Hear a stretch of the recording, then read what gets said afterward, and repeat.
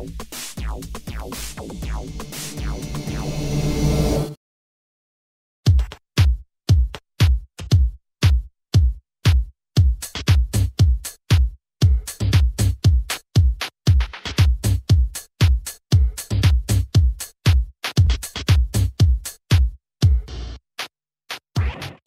our home that we remodeled 2 years ago. I came to this condo renovation as a neophyte to renovating. My family, we didn't do renovations when I was growing up. My dad, not a handy guy. My mom, really, she wanted to change something, it was buying a gallon of paint. This was such an eye-opening experience for me with the volume and the intricacy and the quantity of work that was required to get this place to what it is now.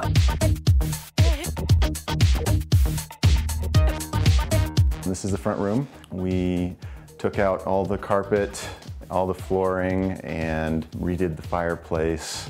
And over here, this was actually a pass-through to the kitchen. We closed it off on the other side so that we could create a laundry nook and put this bookshelf in here and kind of created a more secluded living room in here. It's where we spend the bulk of our time. It was really important to us that it be a comfortable space for those activities.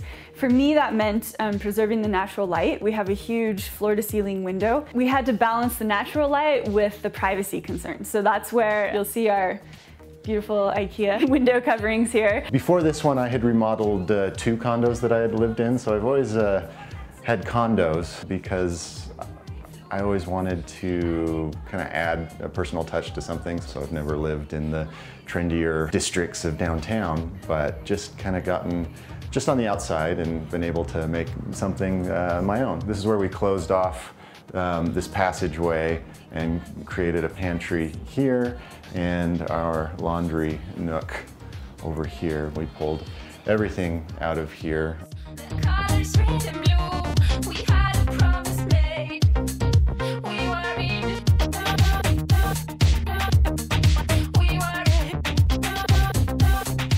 You'll see the bamboo throughout the condo. That we wanted to keep it a continuous theme. We only used 2 floor coverings in the entire condo. It's a small space and we wanted it to feel consistent.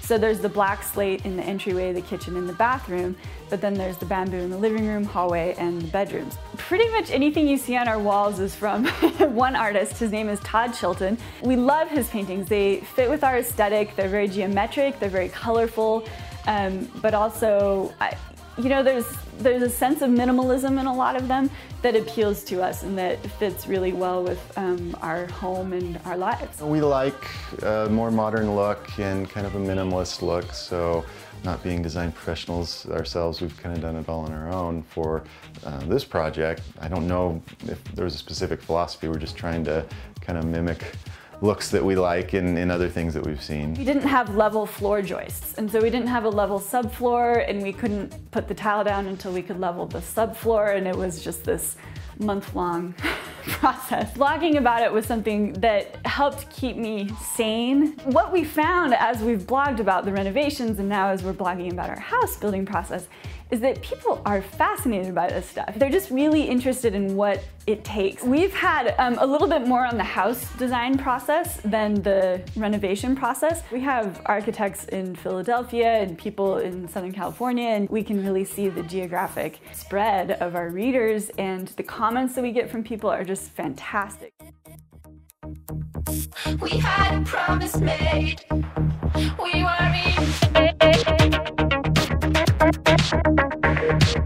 We had a promise made.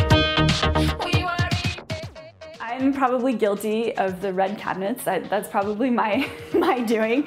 I love the color, I love the way it pops and the sheen on it. I love that it bounces the light. We have a lot of bright colors on our walls anyway, and I wanted something bright and open and really cheery for the kitchen. We've always felt like there's a niche for a more contemporary modern look, and while it's not as broad as the traditional home market here in Utah, it's underserved. And so never been too concerned about something being too flashy or modern or contemporary.